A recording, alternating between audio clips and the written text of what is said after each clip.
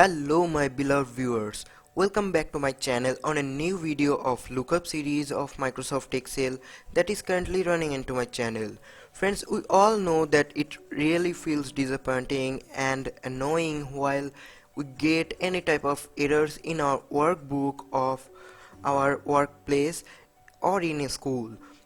In my previous video, we have learned a trick to get rid of the hashtag NAError, and today we will learn another important trick to get error-free result and get control over them. To learn about this briefly, watch this video till the end. This is your host Pritham and you are watching Technical Portal YouTube channel.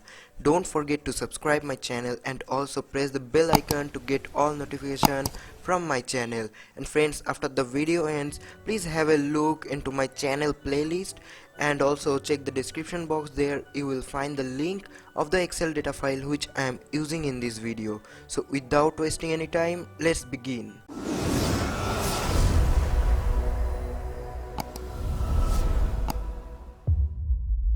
Welcome back friends. For your easy reference, I am going to run the on-screen keyboard so that you can notice which of the keys I am pressing in my keyboard, and I have already created a file previously to save time.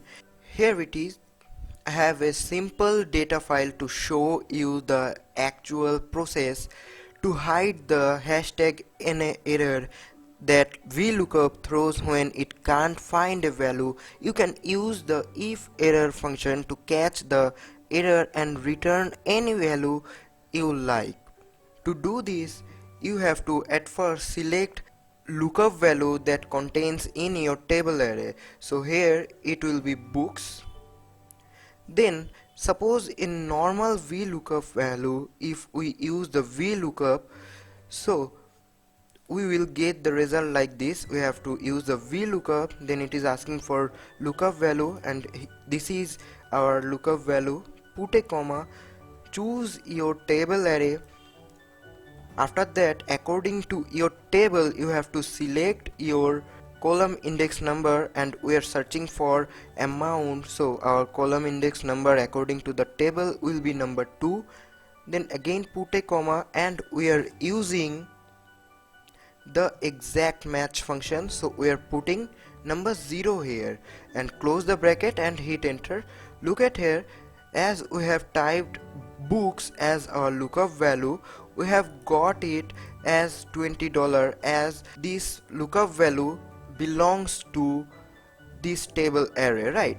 And if we have a lookup value that doesn't belongs to the table, we will simply get an error message like hashtag NA. That means the VLOOKUP function could not found what you are searching for. So here in this cell we are going to use the if error function. So it will be like this: if error, then you have to select the value, and in the value we have to use the VLOOKUP function as nested form. So we are using VLOOKUP. Now you have to continue your VLOOKUP function as it is asking for lookup value. Our lookup value will be here, then put a comma. You have to select your table array, then according to your table we are searching for the amount, so we have to type number 2 here, then again put a comma. Here we are using the exact match function, then close the bracket. Then look at here, if you put an comma here, it is asking for value if error. So here you can use anything like this. You can simply use the double quotation like this, and whenever you press the enter, you will got like this result. The interesting fact is you can type or customize your own error message here. Whatever you type in the middle of the double quotation, Excel will show you that customized message when it contains an error. So here if we type not found, when it will contain an error, it will show you as not found, just like this. Isn't it interesting? So let's check how this formula actually works. When the VLOOKUP can't find a value in a lookup table, it simply returns the hashtag NAError. The IfError function allows you to catch errors and return your own custom value when there is an error. If VLOOKUP returns a value normally, there is no error and the looked up value is returned. If VLOOKUP returns the NA error, IfError takes over and returns the value you supply. So, if we type the accurate lookup value that actually contains in the table array here, it will show you the results. So you do not need to worry about anything. So that's all for today, friends. Hopefully you learned a new trick of if, error and VLOOKUP formula together.